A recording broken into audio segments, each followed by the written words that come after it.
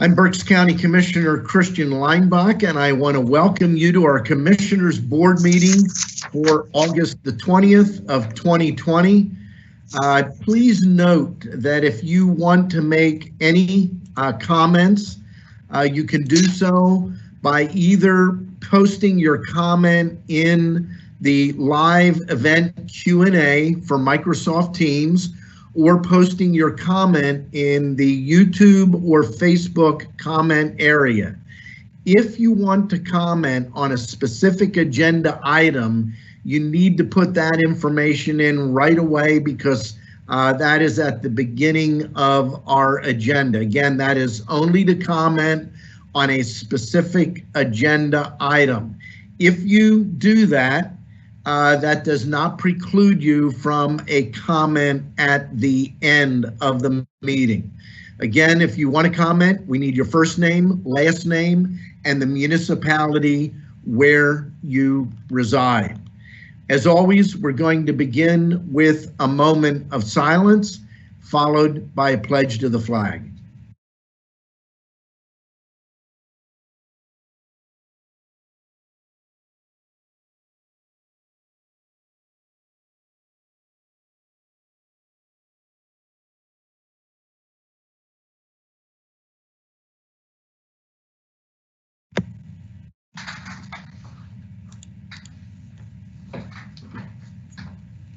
I pledge allegiance to the flag of the United States of America and to the republic for which it stands, one nation under God, indivisible, with liberty and justice for all.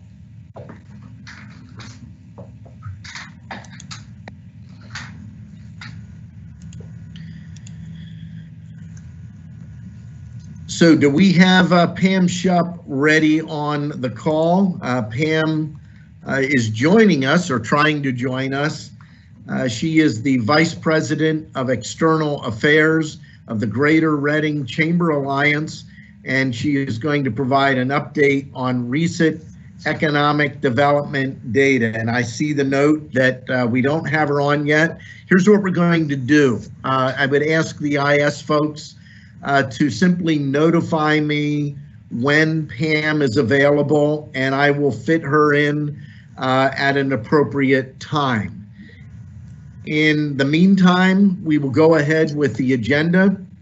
Is there any specific comment on an agenda item? I do not see any comments on agenda items. Okay, thank you very much, Mary. I do want to note that we had several executive sessions since our last meeting. Thursday afternoon, August the 13th, dealing with personnel. Friday, August the 14th, dealing with litigation and personnel. Monday, August the 17th, personnel. And Tuesday, August the 18th, personnel. Are there any additions or corrections for the August 4th, 2020 operation meeting minutes, the August 6th commissioner meeting minutes, and the August 11th operation meeting minutes, and the August 13th, 2020 commissioner meeting minutes? We have two groups here because one of our commissioners was not able to go over the meeting minutes prior to last week, and we agreed to move the approval off to this week. Any changes? Hearing none, the minutes will stand approved as presented. Under the agenda, item 1, authorizing. Budget Department, adopt a resolution authorizing 2020 budget transfers in the amount of $493,884 per listing dated August the 17th of 2020. We have one item listed under Human Resources. Authorize the appointment of Pamela Shupp to Deputy Chief Administrative Officer and Economic Development Director for the Commissioner's Office. And that is effective August the 31st, will be her first day with the county.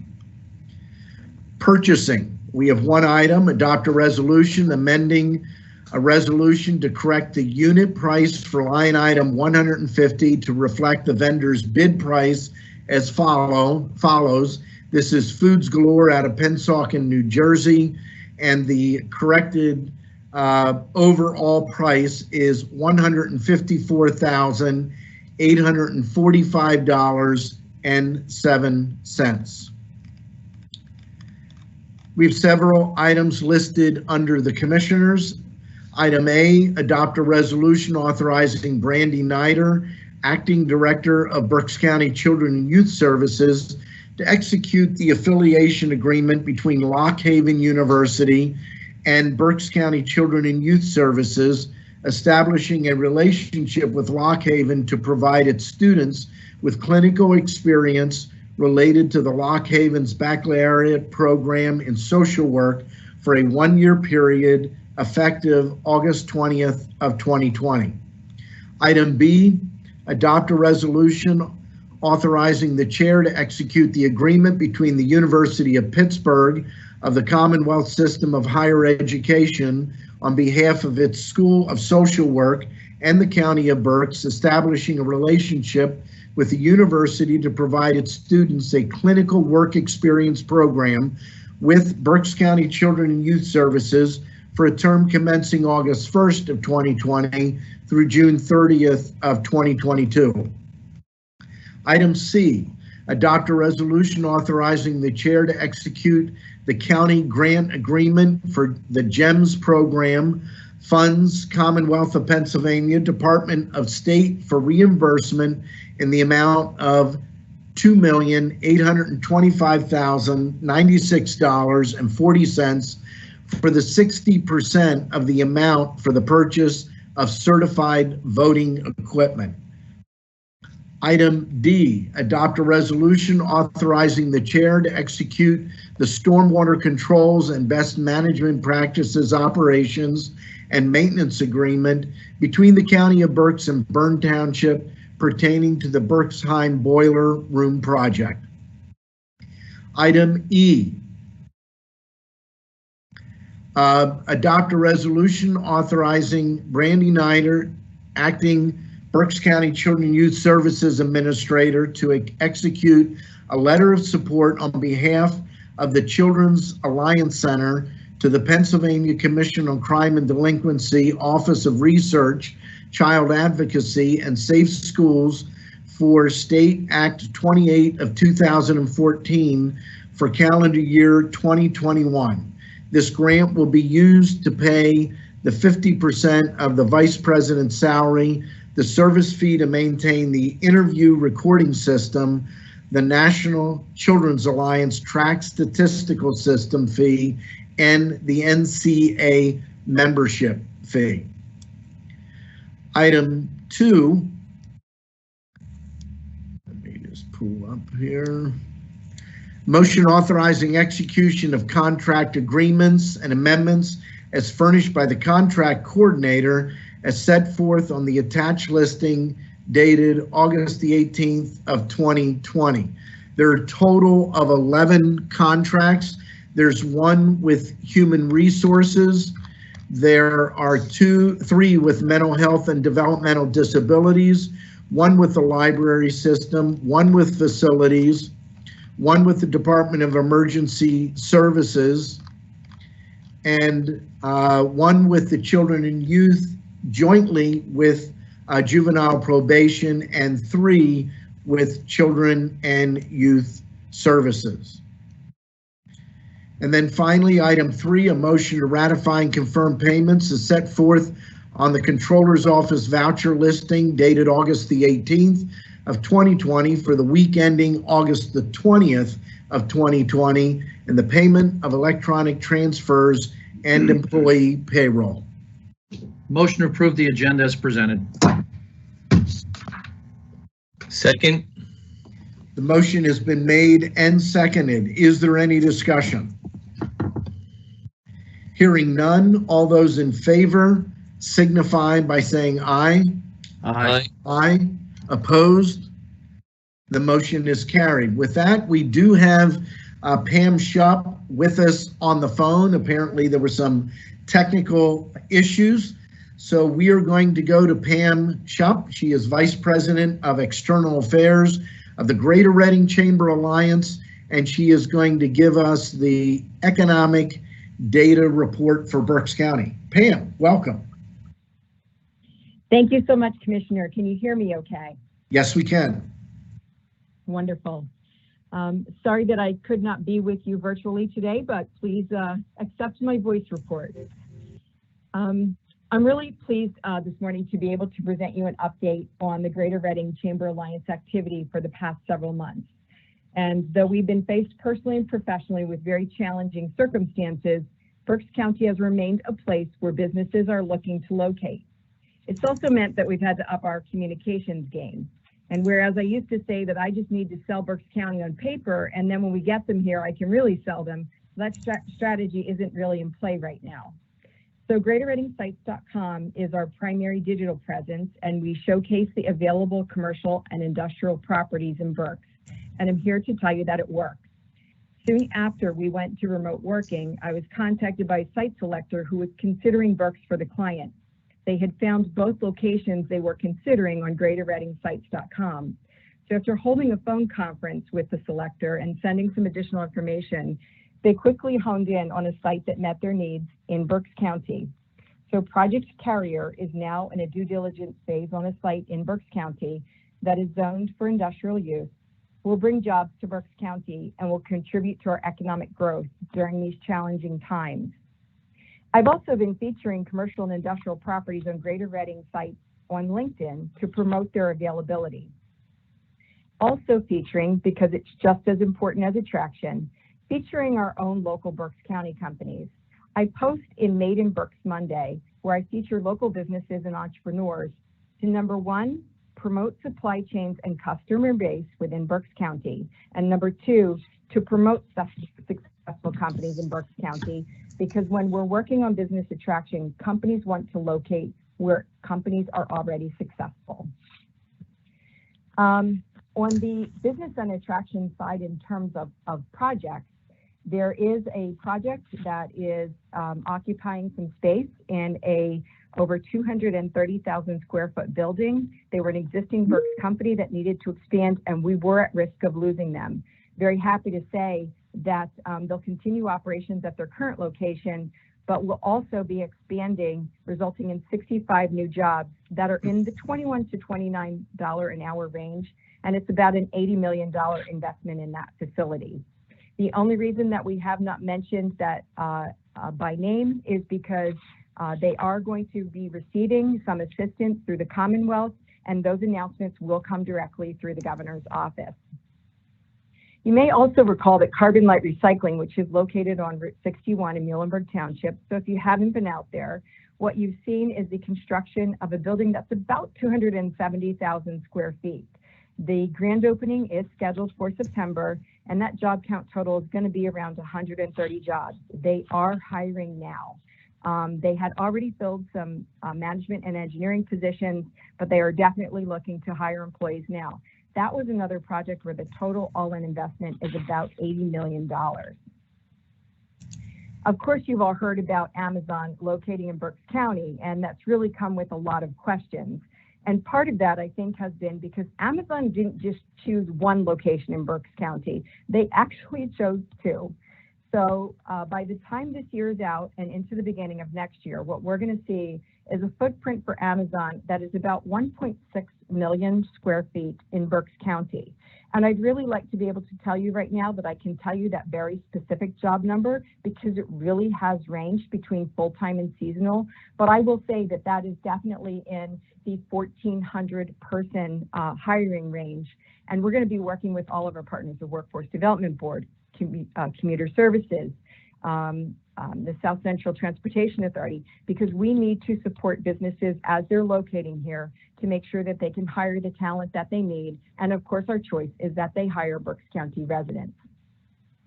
We also saw a new attraction. It was called Project Ham when it first came about. And they actually house some Kimberly-Clark products They're locating in almost 150,000 square feet in the Hamburg Commerce Park, and that's an industrial site located directly along Route 61 in Perry Township. We were absolutely in danger of losing this project because they were looking for an existing building. And we went after them and said, you need to be in Berks County, and COVID cannot delay the construction very long. We're able to help them get a waiver. That's going to be 150 new jobs to Berks County. They are hiring now. We've also assisted them with some permitting issues and some utility connection issues. But really happy to announce that that project is located as Walter Packaging at Hamburg Commerce Park. We've also seen a number of inquiries in terms of food production with cold storage facilities. We have a UK company that we're working with right now that is looking to locate in Berks. They've only been hampered by their ability to come here due to travel restrictions. We've been contacted for a data center and also a customer call center, which we have all responded to, and that's called Project Indiana. So things are still very active on the business attraction side, and we just really need to continue to support that with the data that we can come up with, which has been a little bit challenging because numbers are very difficult to rely on in terms of unemployment and attraction as they're overshadowed by some of the COVID numbers that come in terms of unemployment impact. We're also continuing our work with the Pennsylvania Americana, the Visitors Bureau, and we've built a job portal that posts jobs for available job seekers. And it's really a place where Berks companies can go to post available positions in Berks. Since we started this on March 1st, there have been about 46,000 page views. 32,000 of those are unique visitors. And that is open to any Berks County who wants to post available positions. The postings are free due to the support of our county commissioners. So thank you very much for that. That's a great partnership for us.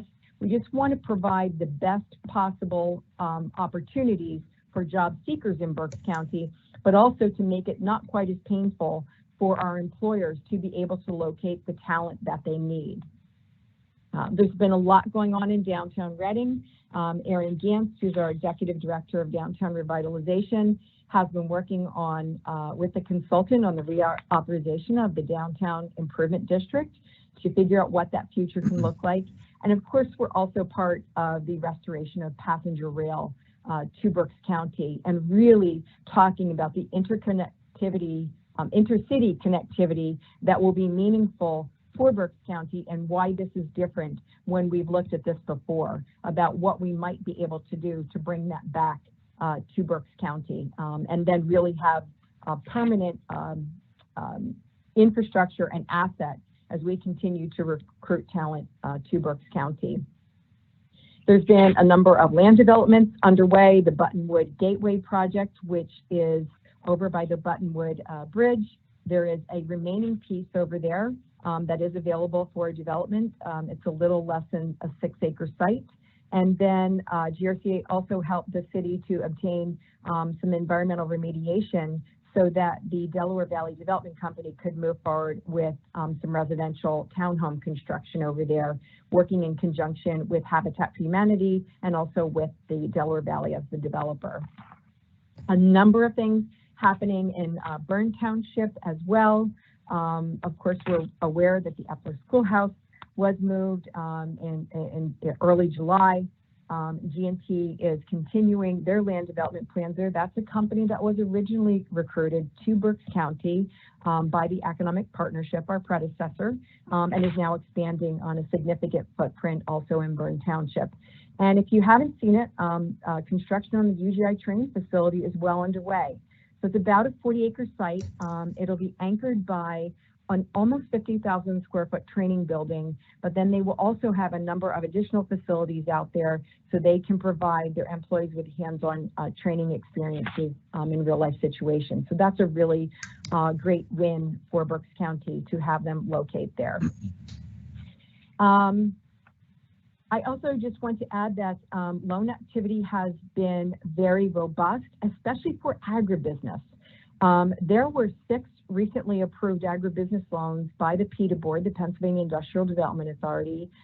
They total about $2.2 million, and that'll result in over $6.3 million of investment in the agribusiness industry in Berks County. And that is a mix of different types of agribusiness operations, from poultry and broiler house expansion, also to purchase of crop farms as well. So happy to say that our support for the ag industry and Commonwealth financing is alive and well. And we're really looking with rates as low as 1.75 fixed and 0.75% variable that'll last through the end of September. We want to make sure that our ag community is well aware of everything that can be available to them during these times. And we've also launched a digital ag newsletter in cooperation with the Department of Agriculture and Barn. And we're making sure that that is also printed in hard copy, so that some of our agribusinesses that are not yet tech savvy and prefer to receive their information in print, that we're able to accommodate them as well. And then, of course, we've partnered with the county on the Rebuild Berks campaign. And I just really want to say that it is so important right now as community leaders, as residents in Berks County, to help us promote this campaign. Buy local is a strategy that we want to restore consumer confidence in our local retail, restaurants, and service establishments. We want to make safe decisions, but we definitely want to support local. But we want to impact our residents' purchasing decisions. We also want to impact purchasing decisions that are made by existing Berks businesses. So if you received your product out of state, out of country, out of region, please really think right now about buying Berks County-based products and expanding your supply chain to include Berks County businesses if you are able. So we want to make great connections there, especially as it pertains to our agribusiness community. I'm going to stop there just because I can't read anyone's expression, and just to see if there's any questions. Any questions for Pam? I don't have questions, but I figured this is an appropriate time to add this. First of all, Pam, welcome to the County of Berks.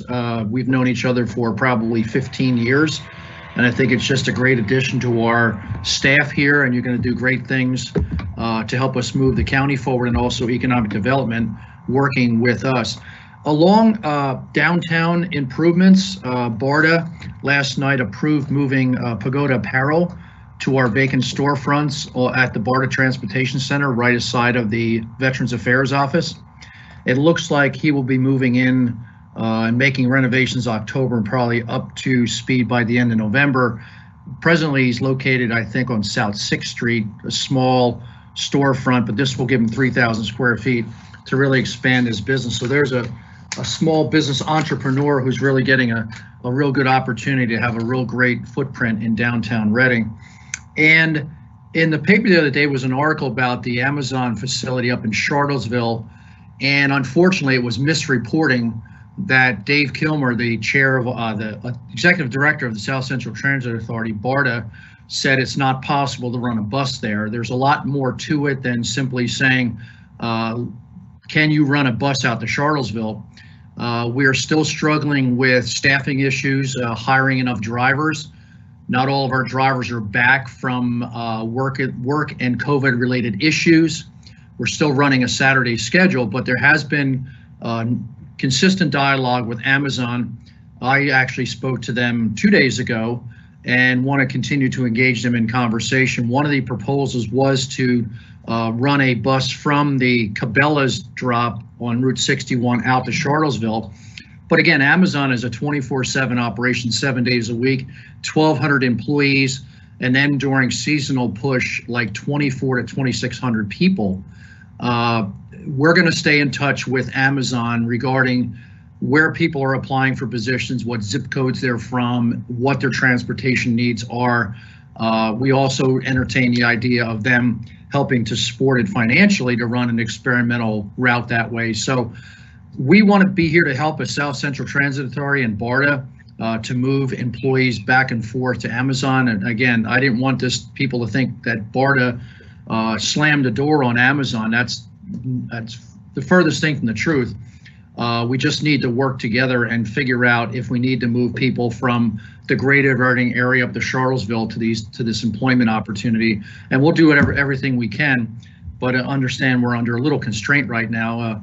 Our budget is struggling mightily. Our ridership for the year was off 40%, and our fiscal year started actually July 1, so July was another 39% decrease in ridership. We only started to charge fees to get on the bus again a couple weeks ago. So we want to work with them. I said that before.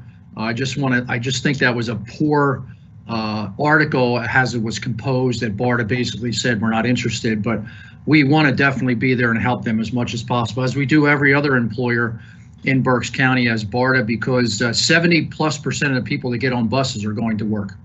So thank you. I just felt that was an appropriate time to bring that up. Thank you. Absolutely. Any other comments or questions? Thank you very much, Pam, for joining us on the call today. And we look forward to continue great news on the economic front. With that, we will move to. Thank you. Oh, you're very welcome, Pam. With that, we'll move to reports, and we're going to begin with the treasurer's report. Dennis Adams is not available. So I am going to really give you two numbers. The current balance of the general fund is $214,687,231.89. And there's an additional balance of money that is separated out. It has to be accounted for very specifically, and that is the CARES Act money, and that's $37,801,734.69. And with that, we'll move to our County Controller, Sandy Graffius. Good morning. Good morning. Total accounts payable, $6,762,104.54. We had a payroll this week of $4,467,132.05 for a grand total of $11,229,236.59. Thank you very much, Sandy. And we'll turn now to Ron Seaman, our Chief Administrative Officer, for his report. Thank you, Commissioner. First of all, I want to thank the board for the actions they've taken in naming Pamela Shoup as my deputy and the Economic Development Director. When I was Chief Clerk, Pam was with the City of Reading, and we've known and collaborated on different things throughout the period since then, most notably recently our mutual interest in Penn State football. But the meetings I've had with her since the dialogue began about her joining the county leaves no doubt in my mind that on the 31st, she will come in here hitting the ground running, and the areas that she indicated she may be somewhat deficient in county operations will be made up in short order without a doubt. So I'm looking forward to that, and she'll be a tremendous addition to our administrative staff. Thank you. Thank you very much, Ron. We'll turn now to Commissioners' reports, and we'll begin with Commissioner Kevin Barnhart. Thank you, Commissioner Leinbach. Well said, Ron, and thank you to my colleagues and everyone who joined us today. I want to start out with our weekly update on contact tracing. To date, there are 753 Berks counties in the database. 86 have refused. That runs our number to 11%. But 34 of the 86 only refused by the time they were entered into the SharePoint database. The isolation period for the positive case and the quarantine period for close contacts was over. This really puts the true refusal rate at 7%. So we've actually had 101 new contacts in the past week, or about a 16% increase in the past week. And there's been a lot of discussion with the state over the new deploying of technology to track through Apple and Google. That technology is going to be made available, I guess, sometime in September. It's completely there's no way for anybody to understand that there's a confidentiality issue to that, but it's really technology that I think Pennsylvania's the first one to employ through the Department of Health. And as we talk about exposures, we are all made aware. I know my colleagues have been made aware of these large gatherings of young people, 50 to 60 to 70 young people celebrating going off to college.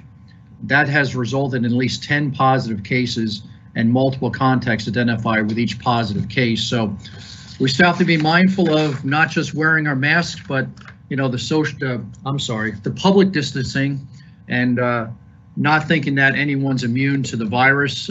People think that they're in their teens, they're going to live forever. I know I felt that way when I was in my teens, but reality is you become a carrier, you become a person that passes it on to someone else. Maybe you have some symptoms, but the ultimate thing is you're going to be passing it on to people who are highly susceptible in higher age categories and in a susceptible situation. So please heed the warning of everyone who has told you this thus far. Continue to do your level best to be safe out there in the community. Our team had a very good call with DCED yesterday, Department of Community Economic Development. Bob Patrizio was on the call, Ron Seaman, myself, and Pamela Schupp. And if I missed anybody, I apologize. But we have a person assigned to Berks County, Amy Dolphin, and the person that oversees those 7 people at DCED to manage the $38 million we received is Bradley Shover. Really good entrance conference. Jessica Blauser, my assistant, said we should have had this call last month. It would have been nice.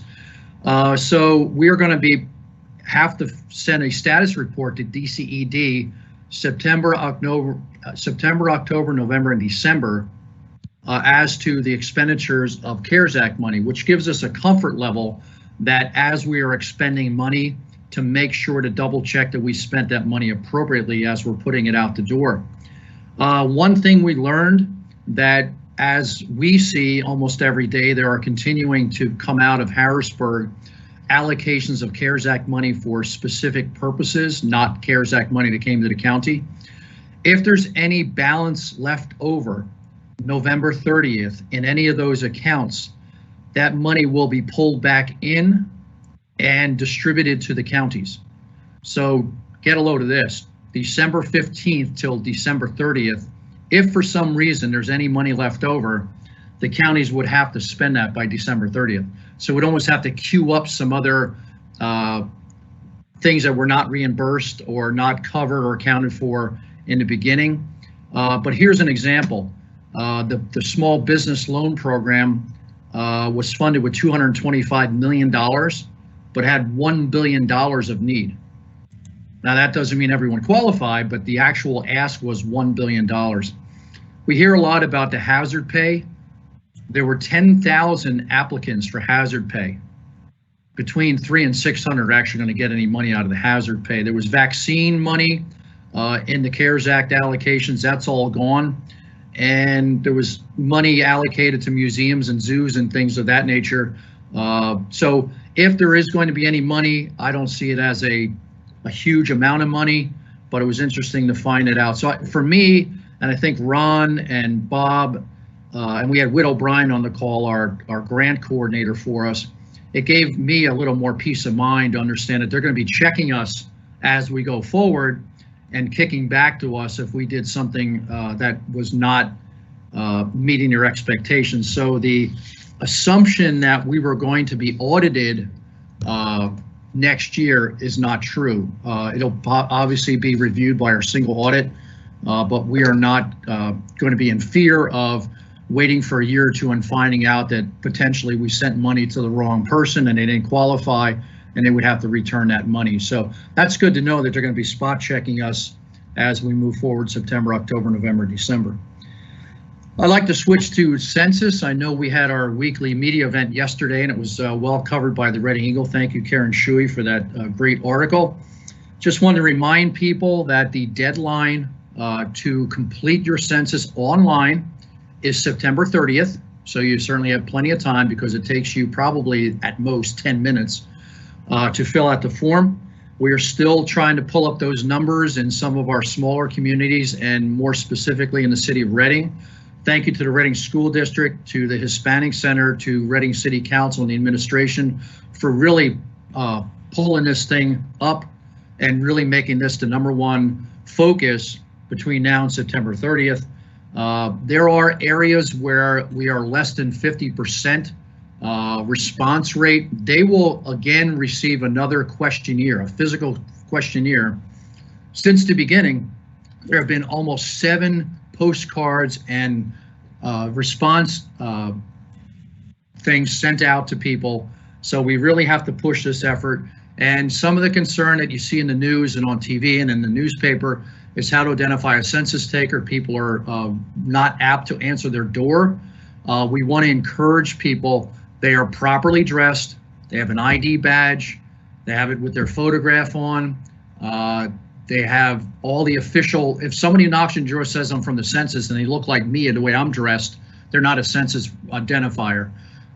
They have census issued iPhones. So they're out there actually trying to pick up the people who did not self-report. And I'm going to say this for the 1 millionth time. This is a hundreds of millions of dollars that come to Reading and Berks County over a 10-year period. 132 federal programs are based on census data that come into our community. And I don't want to go into all 132 of them. I don't have that much time, but it's critically important. It also reapportions your seats in Congress. That's another byproduct of census reapportionment, but it's really critical that now more than ever, looking at COVID-19 and its impact on our community, how important it is for our money that went to Washington to come back to Reading and Berks County. So if you have any questions that I am not able to answer today, we have a census coordinator working with us through the Center for Excellence in Local Government at Albright, Isabel Monterosa. Her contact information is on the screen. It's Monterosa, IMONTERROSA at albright.edu. If you have any small gatherings or events that are taking place with the proper distancing and masking, and you'd like to have them come out and encourage people to fill out the census, that's great. Again, our committee, the Complete Count Committee, is encouraging and marketing and promoting the census. We do not take the census data. A couple of quick other items. Again, South Central Transit Authority, our meeting last night, we donated another bus, which we're one to do when we know transit agencies don't have the resources. We have one going to Biddeford, Saco, Maine.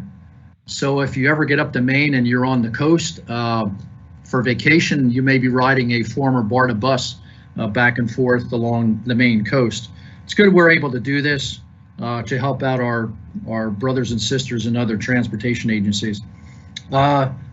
Tomorrow, we are going to be dedicating the rehabilitation of the Drivable Bis Station Bridge, and we are strongly encouraging people not to come, again, emphasizing trying to space out, social distancing and everything. We are going to be filming it Facebook Live, and then sometime early next week, Alan Piper, our transportation planner, is going to be doing a video of the beginning of taking the bridge off of its foundation, transporting it down to Lancaster County for rehabilitation and its replacement. The Drivable Bis Bridge, it was built in 1869, so it's certainly an artifact, a wonderful piece of history that Berks County still has. We're proud owners of 5 covered bridges, and this one is phenomenal, and we just want to recognize that. And apparently the big thing about these things is who's the first one to drive their car over the bridge. So we'll probably have to get out of the way tomorrow so people don't run us over. Again, strongly encouraging not to attend. It'll be on Facebook Live, and there'll be a video forthcoming next week. Last week, there was a question about the trash along the highways and byways, and believe it or not, in the Greater Reading Area Merchandiser, there was an article that PennDOT actually suspended adopt-a-highway activities due to COVID-19. So they are, in fact, restarting those. So hopefully our highways and byways will look somewhat cleaner as we move forward. And as I said last week, PennDOT would probably be more than happy if you're an organized group to become an adopt-a-highway group to help us keep our highways and byways clean out there in Reading and Berks County. That's all I have. Thank you very much. Thank you very much, Commissioner Barnhart, and we'll move now to Commissioner Michael Rivera. Yes, thank you very much, Commissioner Leinbach. First of all, I want to welcome Pam Shupp to the team. I know she's going to do a great job. We're anxious to have her on board here, and she just brings a wealth of knowledge in reference to economic development and helping our businesses grow here in the Berks County area. So Pam, welcome. Very glad to have you on board, and look forward to working with you. Also, thank you for that update. As you can see, in the midst of COVID, in the midst of everything that's going on, there's still good news. There's still a lot of positive things that are happening here in Berks County. So I was glad to hear Pam's report on everything good and all the opportunities that are coming up here in the Berks County area. Pam briefly touched on Rebuild Berks. Like she mentioned, there's a few areas in Rebuild Berks. One is the education area, in which the GRCA is offering different educational opportunities for businesses on many, many different topics. You can go to rebuildberks.com for more information. She also spoke about the Buy Local and Source Local program, so I will not get into those. But please, if you're a business or even if you're a consumer, please go to rebuildberks.com. There's a lot of information on there. The other part of rebuildberks.com that we've been speaking about is the grant program. And that grant program should be available on August the 31st to start taking applications. And I want to be clear, you've been hearing about different grant programs. Commissioner Barnhart spoke earlier about $225 million small business grant program. This is CARES Act money, and it was done through the state. So that was not a county initiative.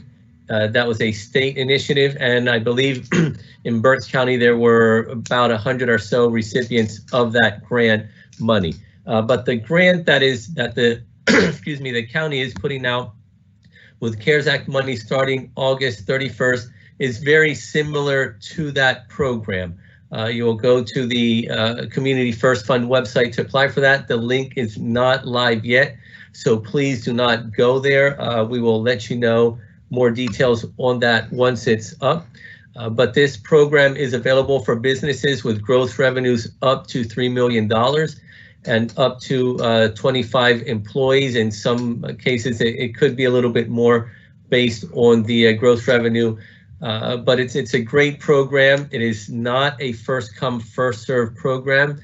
There is a scoring system which that is used. It's a third party that's doing that. So you complete the application, provide the information that is needed, and each application will be scored independently, and there will be a scoring system then to determine who gets the grant money.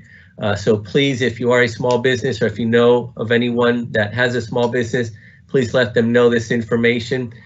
Also, right now, there are still funds available through the Small Business Restart Grant, which you can get more information at Neighborhood Housing Services of Greater Reading website. Those are for businesses with between 2 to 8 employees, gross revenue up to $1 million. So there's still money available there. You can qualify for both. One of the differences with the Small Business Restart Grant, as I've mentioned before, that does not apply to businesses within the city of Reading because of where the money came from. With the Rebuild Berks / New Start grant program, which will be available August 31st. That is for any business, no matter where it is located in the county. So it's inside the city, outside the city, it doesn't matter. It's for any business located within the county of Berks. So please keep your eyes and ears open for more information as that comes out. We will have town hall meetings or informational sessions on these grant programs to let people know what the guidelines are. But again, please let your small business owner friends know about this. It's very important to make sure that we're able to keep our small businesses open, and those that are not open to be able to reopen them, but also keep them thriving and moving forward within this difficult financial time. Also want to remind you of the not small business, but the rental assistance program that's available out there. For more information, you can reach out to the Berks Coalition to End Homelessness. And there are also links at the doyourpartberks.com website. Again, doyourpartberks.com. You can find more information there, or you can call the Berks Coalition to End Homelessness or visit their website. And these programs not only benefit the tenants, but they also benefit the landlord. So if you know of someone who is a landlord, please reach out to them, let them know about this information, because the money that the tenants get does not go to them. It goes directly to the landlord to help pay for the back rent that is owed. So again, doyourpartberks.com for more information on rental assistance program. One other thing I wanted to touch on, as most of you are probably aware, there was a press release sent out earlier this week. I did test positive for COVID. All I do is I want to urge everyone to just be on the lookout, to wear your mask, wash your hands, just be careful. As many of you know, or those that know me know, that I have been very, very careful with where I go, what I do. I wear my mask, wash my hands constantly. So I don't know where it came from. I was not close to anyone that had any symptoms, but I got it. And many people may say, well, if you wear your mask so much, well, why did you get it? So I guess wearing a mask isn't really that beneficial. Well, here's the thing. My mask doesn't protect me. My mask protects you, and your mask protects me. So by me wearing my mask, I am protecting you, and by you wearing your mask, you are protecting me. So I'm urging everyone, please, my symptoms have been mild. Thank God for that. But I consider myself fairly healthy. But you never know, you may be asymptomatic, or you may not be showing the symptoms yet. And then transfer it and make someone sick that may not be as healthy. They may be older. They may have underlying health conditions, and it's something you really don't want to have to wonder. Well, did I get someone sick because I was not careful in what I was doing? Will you be able to be 100% effective? No, but you can do your part. And do what's needed to be done to be able to stop the spread. We have a lot of kids now that are going back to school within the next week or so. We don't know what's going to happen there. As you heard Commissioner Barnhart say earlier, we had groups of youth, 40, 50, 60, 70, getting together. There were a number there that tested positive. Now they go on to other states. They go off to college, and we don't know what ripple effect that is going to have. So I just urge everyone, please be careful, wear your mask when you're out, wash your hands frequently, clean the areas that you've been around frequently as well. We each need to do our part to be able to stop the spread. That's all I have. Commissioner Leinbach, back to you. Thank you, Commissioner Rivera, and obviously our prayers are with you and your family. I know in some respects it's been more of a challenge for your family, experiencing this, being in a fishbowl on top of dealing with COVID-19, but glad that you're doing well. And currently, no one in your family has shown any symptoms, correct? Correct. Yep. And I want to thank everyone for their prayers and support. I received many emails, many texts, many calls, and with support. So thank you, everyone. But yes, I joke around. I think the worst part of it is being stuck in my bedroom for most of the day. And when I leave my bedroom, I have my mask on because I want to make sure I'm doing what I can to try to avoid that my wife and my kids get sick. As of now, they have had no symptoms. So I'm glad for that.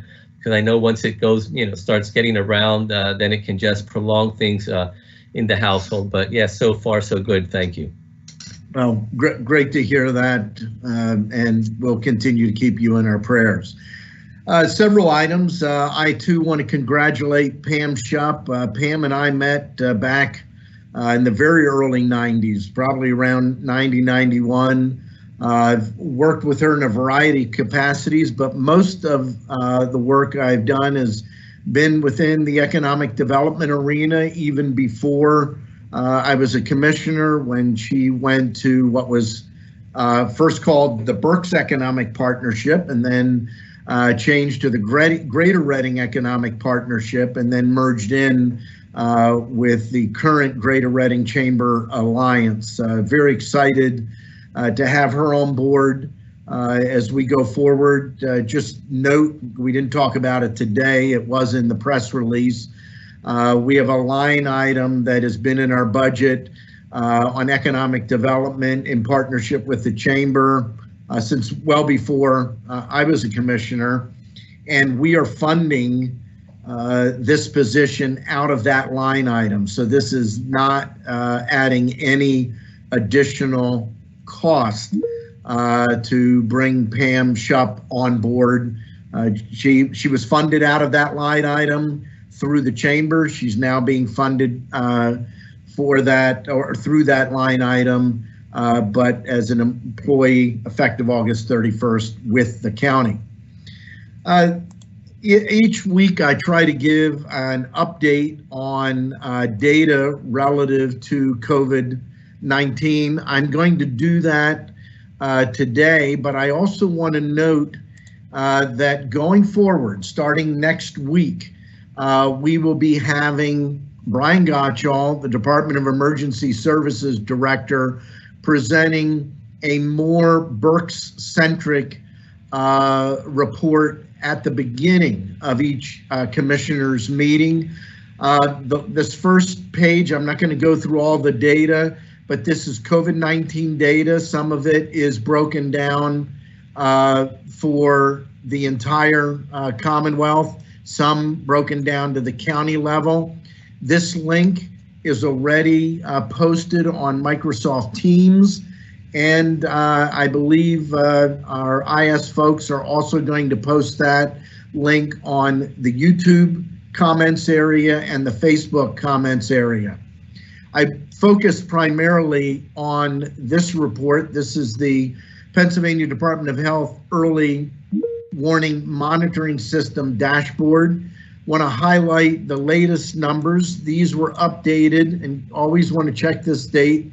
These were updated last Friday, and they are actually through, when it says the most recent 7 days, it's through August the 13th. So in Berks County, newly reported cases continue to go up. Incident rate per 100,000 has gone up. The positivity rate has gone up, and I already noticed Louise Grimm's comment. Louise, you're not correct on your information. If you look back a week or so ago, the rate was and it's more than a week, it's like 2 weeks, was 5.6%.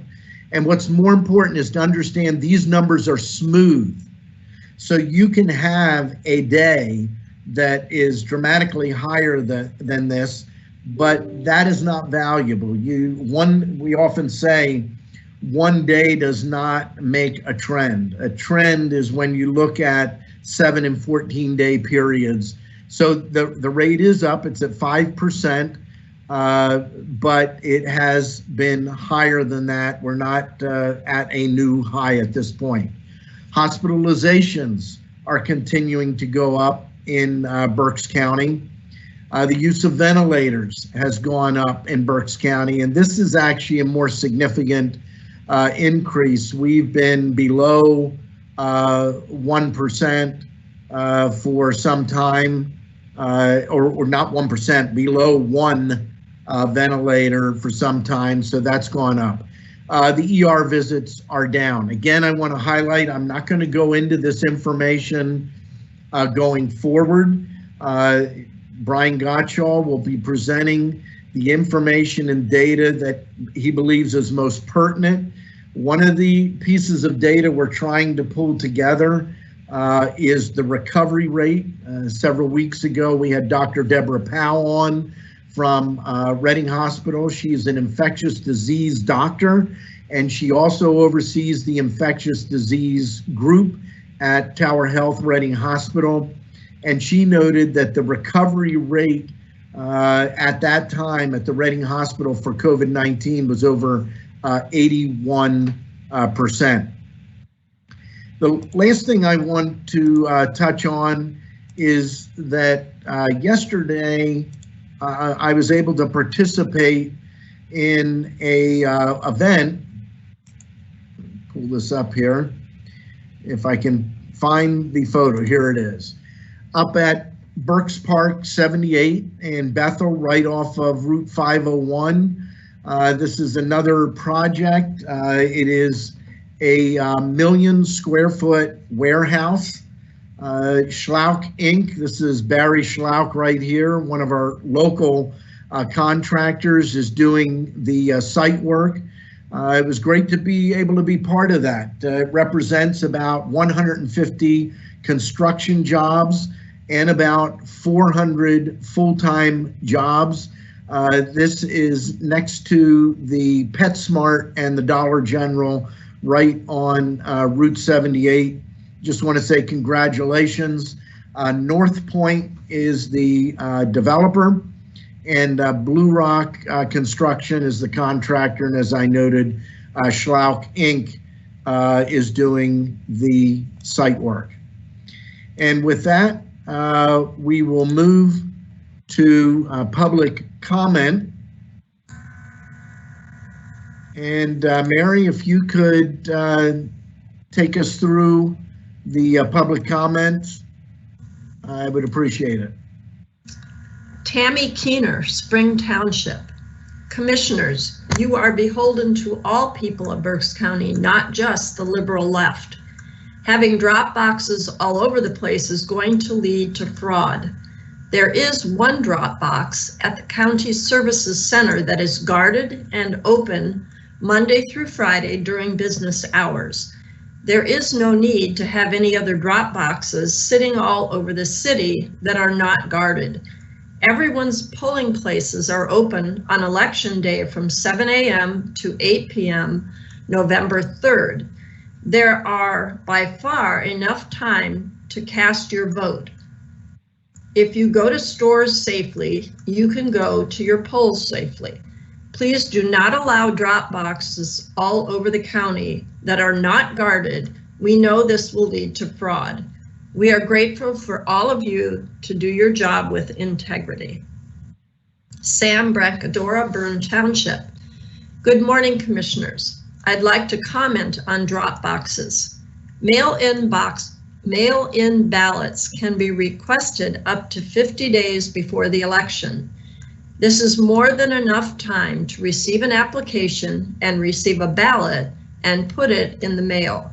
For the few that, for some reason, this is not enough time, can drop the ballot off at the secured drop box location inside the service center. Additionally, on election day, as a last resort, you can use your voting location as a drop box. You're able to vote in person even after receiving a mail-in ballot. Your voting location most likely would be closer than any drop box that might be put out. The less locations for ballots, the more secure the integrity of our election will be. Thank you. Liz Cates, Bern Township. The Trump administration is admittedly attempting to sabotage the U.S. Postal Service in order to disenfranchise Democratic voters. What are the Berks County Commissioners doing to ensure that all votes get counted in the November 3rd election? Saeed Ahmed, why I'm missing. Last week, Commissioner Leinbach's screen share about masks was very effective. I also want to thank the Commissioner for discussing and demonstrating the security of mail-in voting in Berks County. Commissioner Barnhart, however, stated, "We are not going to put these drop boxes everywhere if somebody feels it is a convenience." Why would you apply for a mail-in ballot if your whole intent was to wait until that day and go to the poll and drop it off? The answer to this is that this option would minimize the risk of COVID exposure because it is contactless, unlike going to the polls. Secondly, as was pointed out last time, there is a well-documented effort by Trump appointee Postmaster General Louis DeJoy to undermine the delivery of mail throughout the country, as evidenced by the removal of sorting machines and mailboxes. Thirdly, it reduces the burden on poll workers. Commissioner Leinbach stated that the reason we aren't planning to have more drop boxes in Berks County is because of the concern about security and being sued by the Trump administration. Would the commissioners consider adding drop boxes in police stations in Berks County's communities? It seems like police stations would be secure. And I also want to congratulate the commissioners on announcing the efforts to engage the city of Reading in the census. Would the commissioners consider adding to this an initiative to engage people about their right to vote at the same time in a way that provides clear guidance to potentially disaffected voters, registering how mail-in voting works, need to send to the ballot quickly because of potential issues with the U.S. Post Office? Thank you for helping ensure a healthy democracy. Claudia Strauss, Berkshire Heights. The post office is being assaulted by its own leadership, cutting hours and now removing equipment that helps get the mail out, equipment presumably paid for with our taxpayer dollars. There has been much conversation surrounding this, how mail is taking longer to get to where it needs to go, how mail is likely to get lost, how people are not receiving their medications on a timely basis, how ballots are unlikely to make their round trips on time. What has not been getting a lot of attention is the impact on people trying to pay their bills. When payments are late, people get dinged. Late fees, penalties, interest, credit scores. This compounds the health and financial hits of the pandemic, and again is hardest on the most vulnerable in our community. People who don't have computers, people who pay their bills through the mail, people who are elderly, a substantial portion of Berks County. The post office may be under federal purview, but it affects everyone on the ground, everyone that leaders at the local level are responsible for. Old and young, rich and poor, Republican and Democrat. Tuesday's announcement about suspending these cuts until after the election is too little, too late. And suspending means they plan to resume them. This is a bipartisan problem and everyone needs to speak up. Thank you for whatever weight you can bring to bear on this issue. John Archer, Spring Township. What is the commissioner's position regarding the placement of ballot drop boxes throughout the county? Elizabeth Schmoyer, Heidelberg Township. I read the article in the Eagle about bringing the railroad back to Reading. That would be awesome and would put Reading in the ballpark for transportation to any variety of cities. We welcome the commissioner's support as well as the entire community to do all we can to make that happen.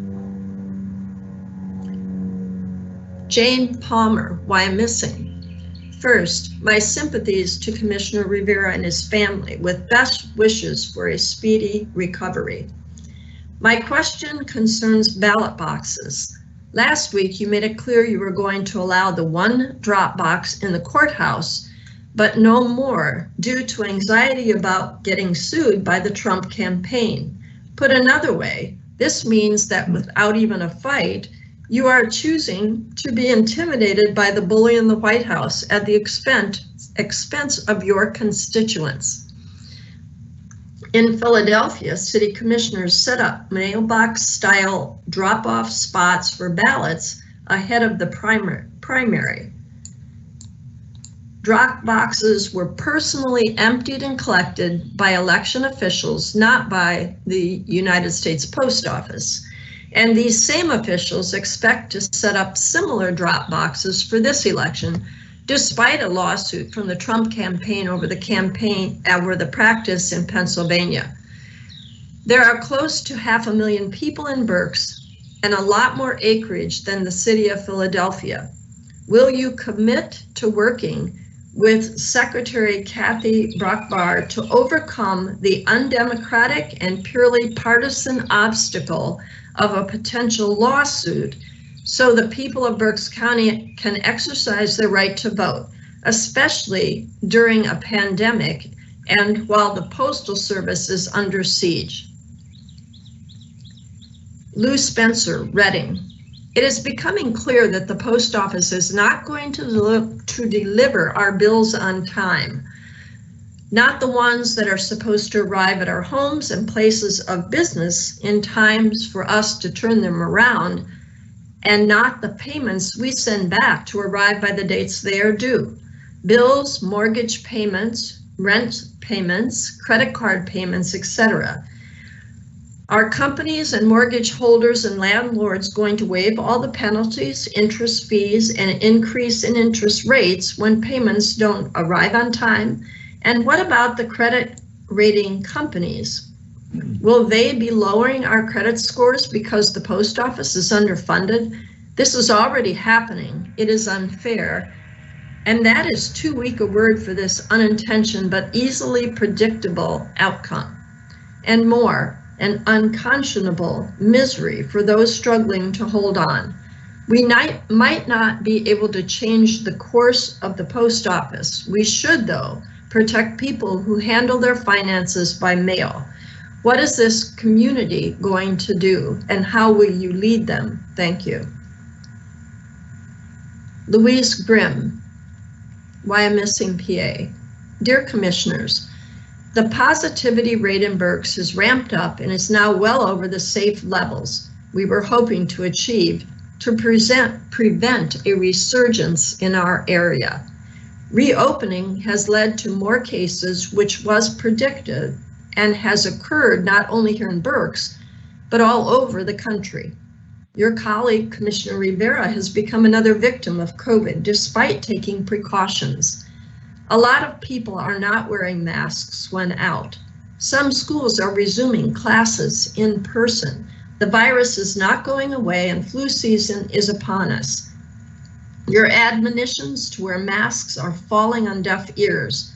What are you planning to do to protect those of us like Mr. Rivera who are taking every recommended precaution but are put at risk by irresponsible citizens? Why isn't the simple act of wearing a mask mandatory?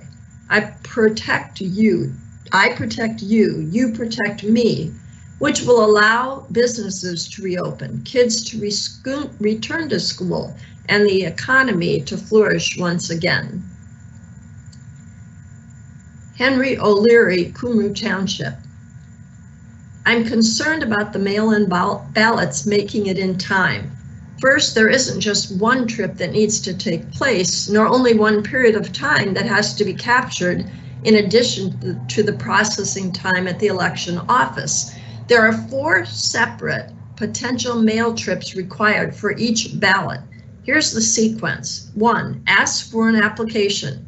2, processing time at the election office to put it in the mail. 3, receive an application that's through the mail.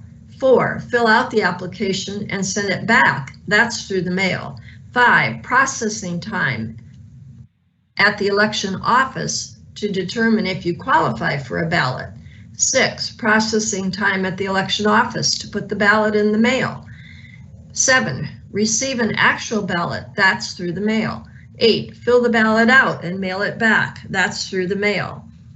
Have it reach the election office in time. Second, local mail can turn around in anywhere from a day to 10 days, given that is starting as early as September 14th, going to be soon enough.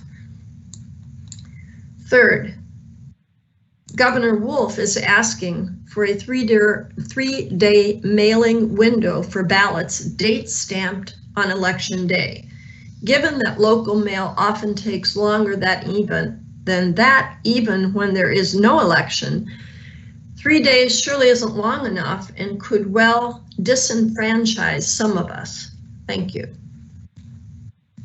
Tobias Rhodes, Reading. Everyone's talking about the post office and the election and the prospect of citizens being disenfranchised. I would like to say that it's not just about votes not being counted, it's also about access to the post office services. One post office in Berks County is changing its hours fairly dramatically. Instead of being open from 8 to 5:30 on weekdays, it is opening half an hour later, closing half an hour earlier, and closing for an hour for lunch. For people who work classic hours are pretty much being shut out, going before work, after work, or during lunch. That's 2 hours cut from each weekday. And if those members of the community hope to go to that post office on Saturday, instead of additional hours to accommodate them, those hours are being cut even more dramatically. Instead of 8 to 3, those hours are being cut to 9 to 1. That amounts to 2 hours cut each weekday and 3 hours cut on Saturday, or a total of 13 hours per week. That's a considerable chunk of time and seems to be deliberately designed to prevent working people from going and setting up the post office for failure, as well as setting up essential workers at the post office to be negatively rewarded for their service during the pandemic. Cometta Williams, Reading. Lancaster County is hiring an estimated 30 temporary election day workers, 3 times the usual, to meet expected additional demand. They will help process mail-in ballot applications and scan ballots. In addition to the temporary workers, the County Board of Elections will also increase its permanent staff by 1 full-time worker and 2 part-time workers. Karen Shuey has reported that Berks Election Services plans to hire 10 additional workers, which is the number Lancaster hired in previous elections when mail-in ballots were not a factor. Will you authorize the hiring of more than 10 temporary workers to fill this critical need? Adrian Jadick, why I'm missing. Dear Commissioners, please allow me to restate my question that remained unanswered last week. What tools do citizens have in order to hold police accountable when all efforts to deal with the local government fail? William Bellows, why I'm missing. Commissioners Leinbach and Barnhart, I'm shocked by your unwillingness to get a COVID test in light of Commissioner Rivera's positive diagnosis. I have to assume that, like my asymptomatic next door neighbor who just tested positive, Rivera didn't know he was exposed before the test. We all know that there are lots of asymptomatic carriers of the virus, and you could be one of them. Why don't you take the simple test? It seems like a small thing to do for the sake of your family and the larger community. Susan Hefner, Lower Heidelberg, wishing Commissioner Rivera a good recovery from COVID. Sky Dalton, Shillington.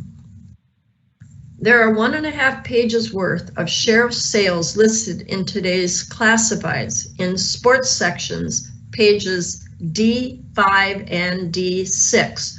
Homes to be sold, auctioned off on September 11.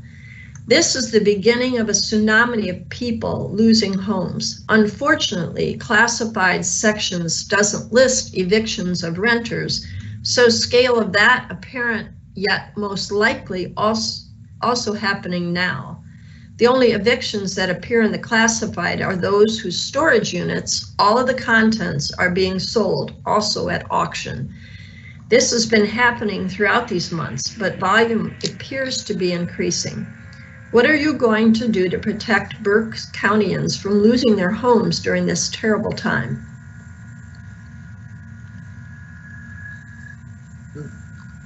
And that is the last of the comments. Thank you very much, Mary. We will close comments at this time.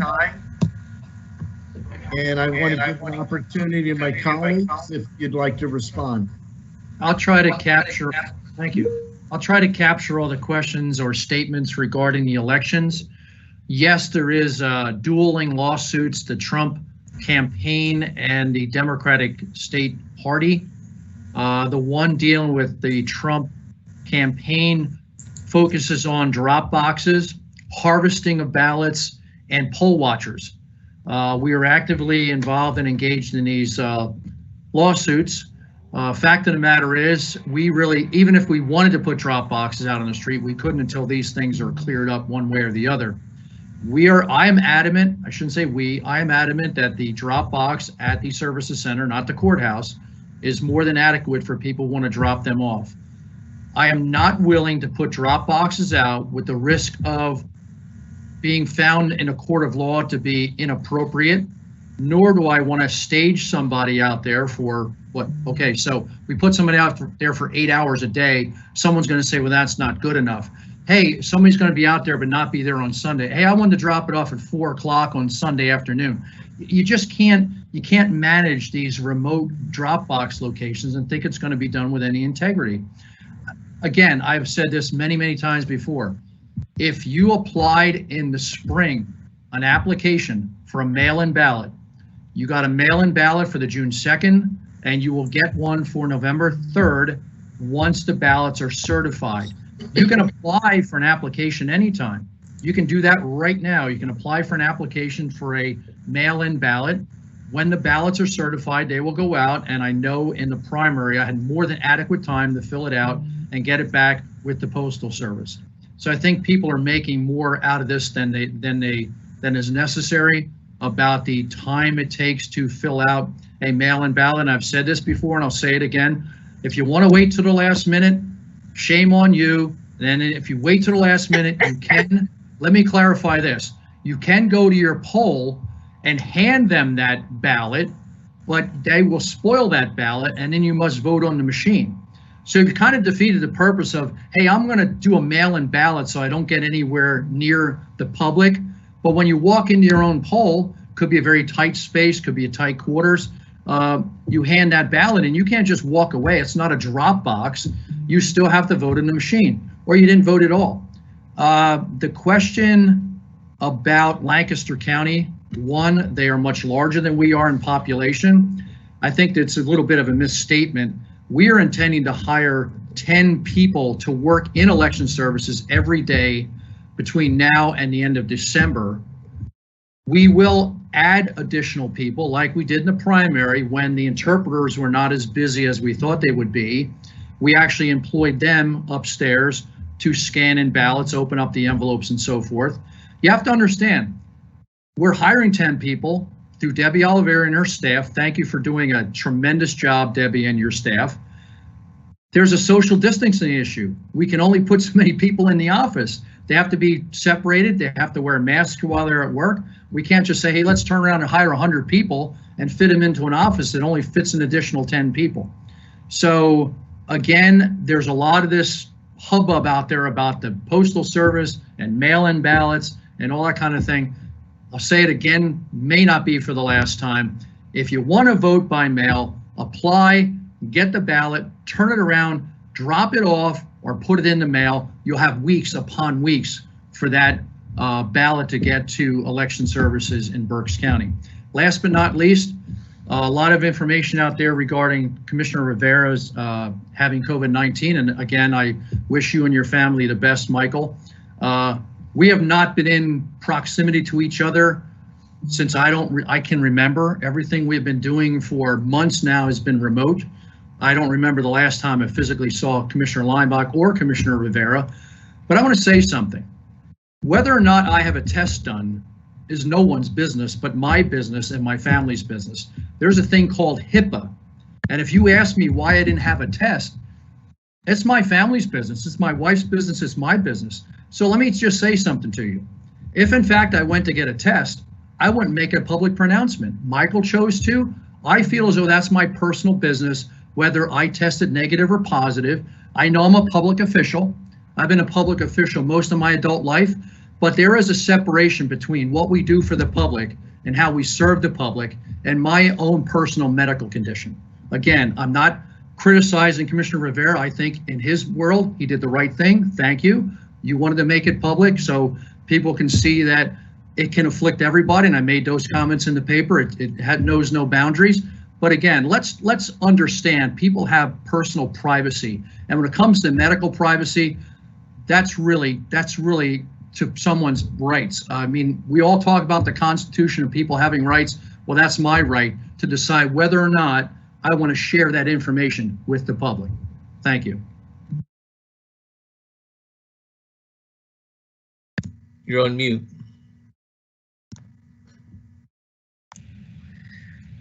I want to turn over, before I go to Commissioner Rivera, to Debbie Oliveri. Debbie is on the call. I had forgotten about this. I asked her to join us because I knew we had a lot of election questions last week. We obviously have a lot of questions again this week. So would you please address these questions that you heard this morning? Oh, Commissioners, I agree with you and Commissioner Barnhart as far as the drop boxes go. With the lawsuits, it's hard to, what's a secure place and where we can put them without being watched. As far as additional staff, the commissioners and HR has been working with this department to ensure that we have adequate staff to help us with this election. We are currently waiting for shields to be put up in the office to bring the additional staff in. Voters, we're getting a lot of calls from voters who don't know whether they're going to receive a ballot in the general election. And a lot of the confusion is that checkbox. If they check the box that they wanted to receive, remain on that permanent list in November, they will receive a ballot. We're suggesting that a lot of voters go to the state's website and put their information in there. They will get notification whether they received the ballot or not. So, Debbie, what about the timeline that was shared by the one individual? I will tell you, I was confused by all the different steps that he was talking about in a mail-in ballot. Can you take us through the steps? Because there is an online option to apply for a mail-in ballot through the state that comes to the county if you, I believe, have a driver's license. Correct. I mean, the best way to do it is online with your driver's license. If they decide to apply online with the last 4 digits of their social, and we don't get that signature uploaded, we will have to send them a letter stating that we need their signature, and that ballot will be declined until that information is received. We are processing them now. It's 50 days out that we are supposed to start processing and receiving, but we have been doing that for the last couple weeks. We currently have about 3 large mail trays in here with applications to be processed. As far as when we can mail the ballots out, as you are aware, there's a court case against any Green Party statewide candidate. So that's going to hold us up right now until that court case gets settled before we can send any ballots out. So there, we encourage people to apply now. At least we have their applications, and when they are ready to go out, they will go out immediately. Any other comments that you want to make? It's just the voters really have to pay attention to the deadlines. And a lot of the calls we're getting here is the concern over the post office. And if the voter does everything in a timely fashion and doesn't wait till the last minute, there shouldn't be a problem. The ballots are secure. There's a process in here that we follow. When the application's accepted, when the ballot goes out, when the ballot comes back, If someone somehow gets 2 ballots or 3 ballots from, I don't know where they would get them from, those other ballots aren't going to be able to be read into the system. So there's a lot of safety precautions that we have to take at this end regarding the whole process.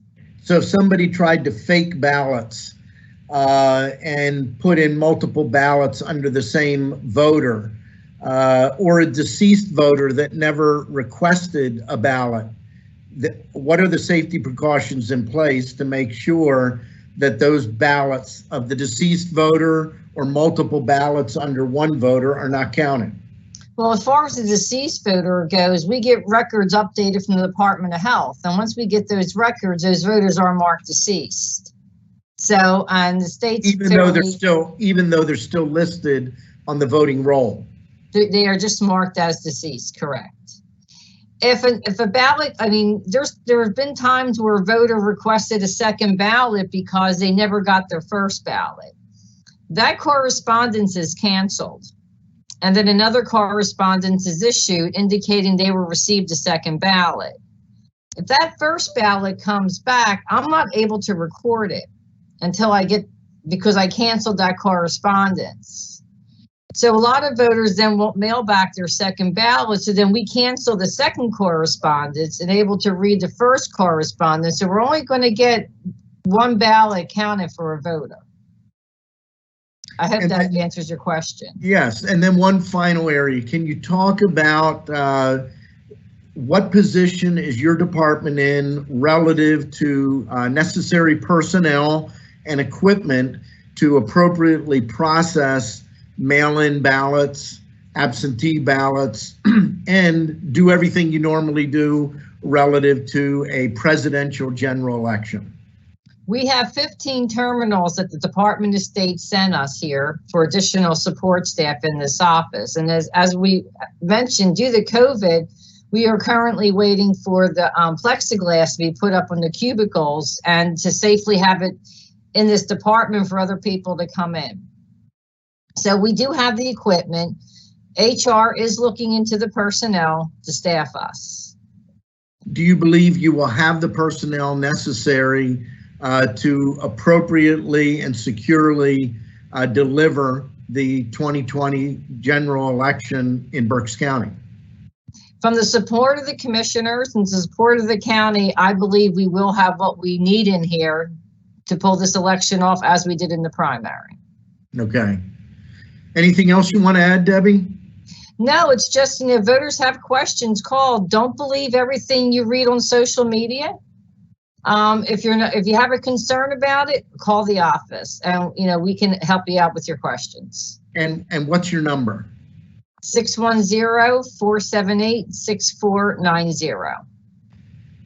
Thank you very much. We appreciate that, Debbie, joining us. I have a feeling we may ask you to join us again at a future meeting, but thank you. And again, Michael, Commissioner Rivera, before we go to you, somehow we missed a question that was posted on Facebook about an hour ago by Becky Ellis. And I believe Mary Buer has that question or comment.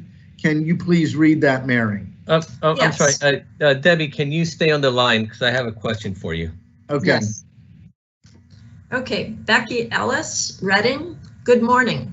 I am reaching out to you this morning with great concern as per how the County of Berks is addressing the coronavirus pandemic.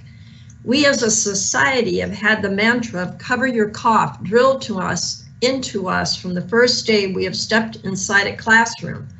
The CDC website has detailed this entire process on their website with regard to protecting others from the flu. 1, cover your mouth and nose with a tissue when you cough or sneeze. Put your used tissue in the wastebasket. 2, if you don't have a tissue, cough or sneeze into your upper sleeve or elbow, not your hands. 3, you may be asked to put on a face mask to protect others. 4, wash hands often with soap and warm water for 20 seconds. If soap and water are not available, use an alcohol-based hand rub. When I first started elementary school many years ago, I was taught to cough into my hand when in public and then go and wash my hands immediately thereafter. This is obviously ineffective for many reasons. Likewise, coughing into your elbow or shoulder is equally ineffective. I have lost count of the number of times that someone has coughed above their shoulder or elbow, coughing directly into my face at work and other social gatherings. The most effective thing that we can do at this time is to wear a mask, and most importantly, to keep the mask on when we cough or sneeze. The whole point of wearing a mask is to protect others by preventing the aerosols from a cough or sneeze from traveling in what has been called a turbulent gas cloud. Experiments have shown that a cough can spread droplets 13 to 16 feet, and a sneeze can spread droplets up to 26 feet away, as reported on March 26, 2020 in the Journal of the American Medical Association. The reason I am so adamant about this topic this week is due to Commissioner Michael Rivera having contracted COVID-19. That really hit home to me, and I hope that he is doing well and makes a full and quick recovery. Seeing a public official here in Berks County contract the coronavirus makes it all too real for me, and looking over the daily numbers for the past week, I see that the daily case count for new infections for the majority of days has been well over 30. Please use your position as county commissioners to influence the public and stress that masks must be worn in public, covering both the mouth and nose at all times. Everyone should have the freedom to feel protected from COVID-19 while being able to enjoy daily activities, go shopping, or even to work without risk. Thank you. Okay, Commissioner Rivera, go ahead. Yes, I see Debbie Oliveri is still on the line. Debbie, I have a question for you. Can I see if I request a mail-in ballot? Can I see where that ballot is in the process? So can I see if it was mailed out to me? Can I see if you received it back? Or If you provide us with your email address, you will get an email that has been received. You'll get an email notifying you when the ballot is mailed out, when the ballot has come back. And right now, if anybody looks themselves up, it's going to say pending because we haven't mailed any of the ballots out yet. But once we mail the ballots out, everybody will get notification that ballot was mailed if they provided us their email address. okay, so I can actually go in and verify as well, and I will also get an email. You will get, if you go to the state's website, you can check right now what the status of your ballot is. Okay. Anybody who provided an email address, as we are processing those applications, will get an email that we have either processed it or rejected it, and for what reason. Okay. All right. Thank you very much. You're welcome. Thank you. Thank you, Debbie.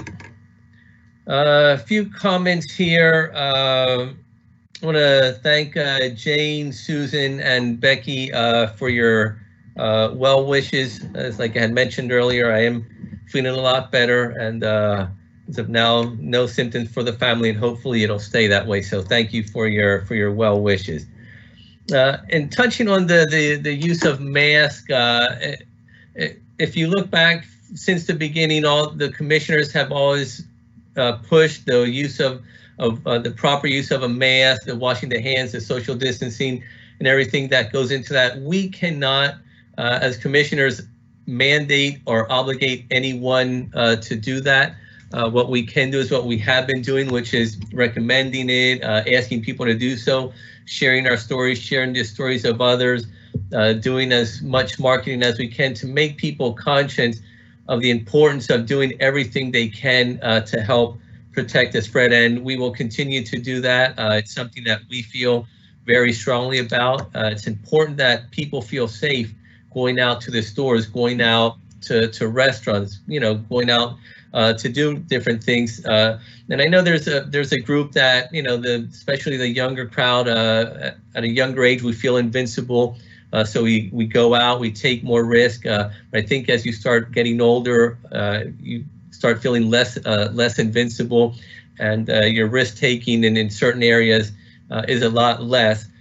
So let's please all do our part. Let's wear a mask. And again, my mask protects you. Your mask protects me. So by you going out there and not wearing a mask, and you may feel like saying, well, I'm healthy, I'm not going to get sick, so I'm not wearing a mask. When in reality, what you're saying is, I don't really care about you who are in front of me because I'm not wearing a mask, although you have a mask on and you're protecting me. So we're going to continue to do that, and I just encourage everyone and urge everyone to do what you can to help protect others from COVID, so we can get through this moving forward. The other area I want to touch on is on foreclosures. Out of those pages that are in the newspaper, only 24 properties can be sold. The rest and that was because they were filed before the governor's moratorium. The others have to be listed there as well, but they cannot be sold. So there's only 24 of those properties that can be sold. If you have any questions, you can reach out to the sheriff's office, but the moratorium is still in place. So anything that was started after a certain date cannot be sold as of now. But I just want to let homeowners know that there is help. If you go to the PHFA website, there is mortgage assistance help on there. Also, if you have not, you need to reach out to your lender. Each lender is different, and there are different programs out there. The reality is lenders don't want your property. They have to maintain it. They have to keep insurance on it. If you owe close to or more than what it owes, it's really a loss for the lender. So most lenders will want to work with the homeowner to work something out so the homeowner can stay in the home, especially if it's the primary residence. If it's an investment property, if it's a rental property, if it's a second home, that's a lot different. There are less options out there for you. But if it is your primary residence and you are having issues making your payments and you have not reached out to either PHFA or to your lender, please do so as soon as possible. Once a house is on the sheriff's list for sale, it doesn't mean it's going to be sold. The sale can be stopped up to the same day of the sheriff's sale, as long as the mortgage, the homeowner reaches an agreement with the mortgage holder. So please do your due diligence. If you are a homeowner, share this information with others as well. And as you know, we've already spoken about the rental programs out there also. And Commissioner Leinbach, that's what I wanted to cover. Thank you. Thank you very much, Commissioner Rivera, and thank you, Commissioner Barnhart, for your comments. I'm not going to get into the more details on the election. I think that's been addressed very clearly. I will reinforce, because Commissioner Barnhart had said he's speaking for himself on the issue of other drop boxes around the county. I agree 100%. We're not able to make a secure option for those drop boxes, and I will not support putting them up throughout the county. I will also say something. I've done my research on what's being said about the United States Postal Service, and this isn't anything new. We have had issues here in Berks County ever since the Gus Yatrin facility on 13th Street was no longer a distribution center, and our mail had to go via Harrisburg, even local mail.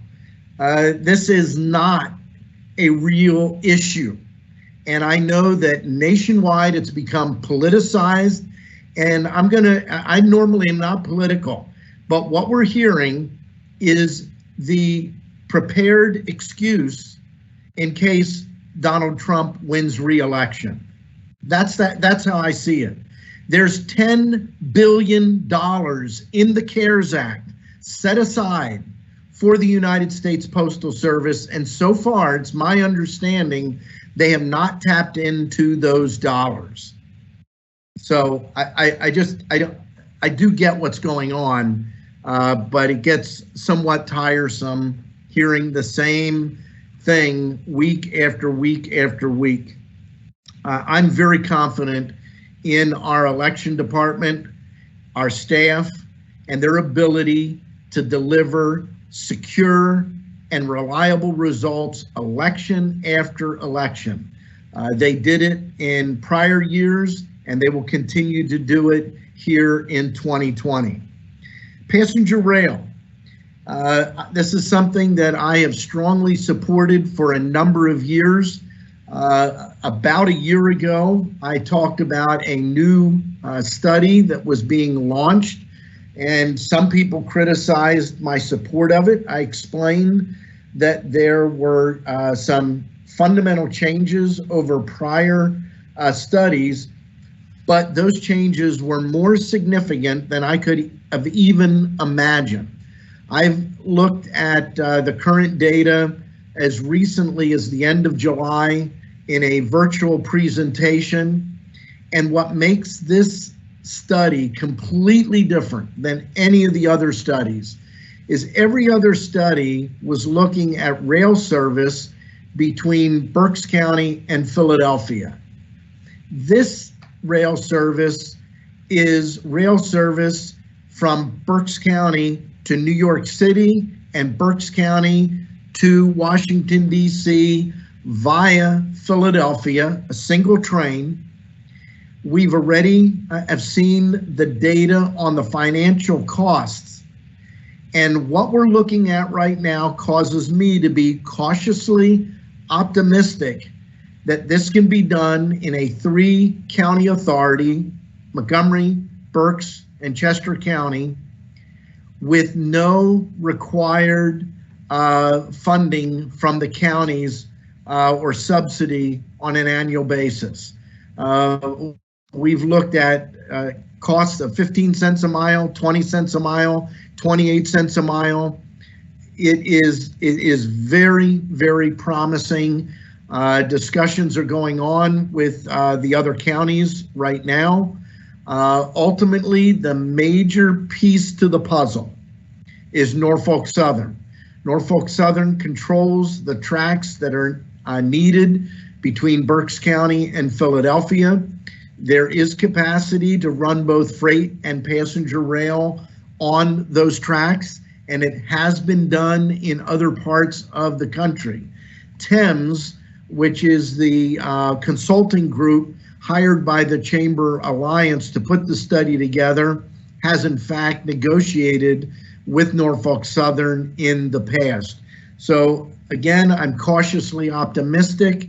There's quite a bit that has to be accomplished, but for the first time, we've completed a study and the study looks good. The last time we were involved in a completed study was around 2009 or 2010. That's a study that began before Commissioner Barnhart and I took office.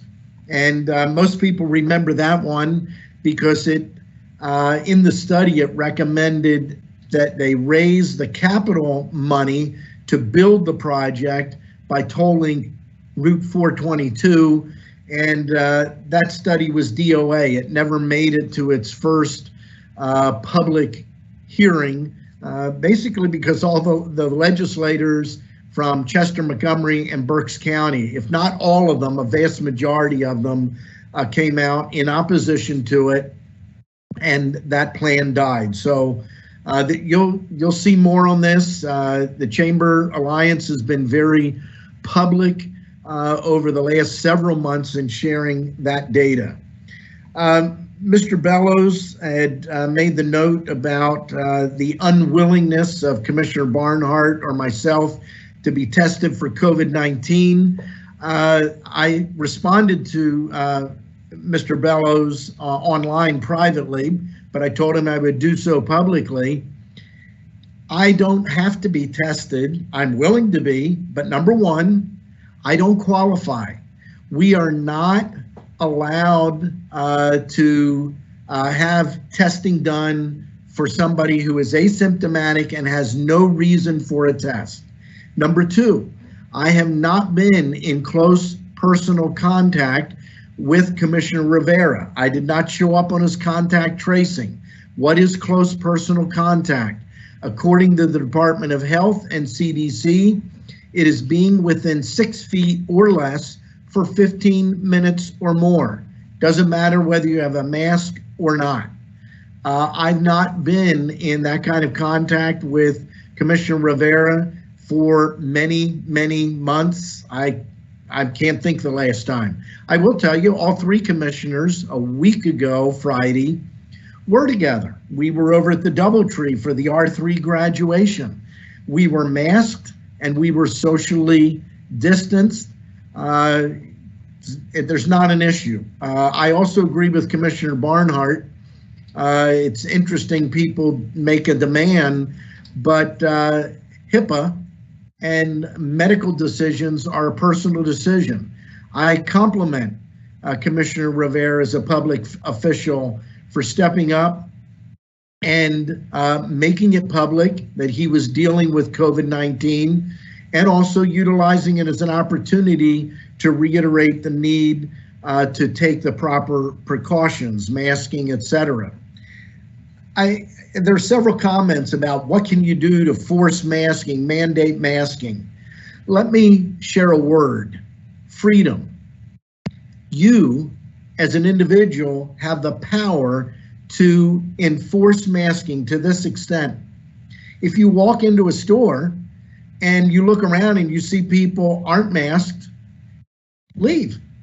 And if you want to make a point, contact the store owner, go online, look in the phone book, and let them know that you're not coming back until they comply. I like to celebrate the people that are doing the right thing. Last week, my wife and I went out to eat at Austin's over in the Sinking Spring West Lawn area. They did a fantastic job. They were the first place we've gone to eat that they asked for our cell phone, told us to sit in our car and wait until they texted us, letting us know it was time to come in, and then we would go in and go right to our table. And that's what we did. People were masked, people were appropriately socially distanced. There are a lot of businesses and there are a lot of people that are doing the right thing and that are respecting. I said this before, reiterate it. It comes down to life isn't all about me. Life is about the people around me. I don't mean to offend anyone, but in my faith as a Christian, there are two great commands: love God and love your neighbor. And I think one of the ways you can do that is show concern for your neighbor. Adrian again brought up the issue of what do you do about problems that you may have with local law enforcement. I cannot reiterate enough, county government has no authority over local law enforcement. We can't form a police department. We can't hire police officers. That only can be done by a municipality. If you're looking for an oversight group, you need to go to your local municipality, your supervisors, your borough council, your mayor, potentially in a first-class township, commissioners. Cumru has commissioners, Muhlenberg has commissioners. They're the individuals that can do that. If you have a complaint, a criminal complaint, you can go through contact the district attorney, you can contact the Attorney General of Pennsylvania. And I believe that's all that I have. I realize I did forget to recognize our row officers, and we're well into this meeting, but if our row officers have any comments they would like to make, please feel free to do so at this time. Okay, anything else for the good of the order? Motion to adjourn. Second. Motion has been made to adjourn. We are adjourned. Thank you.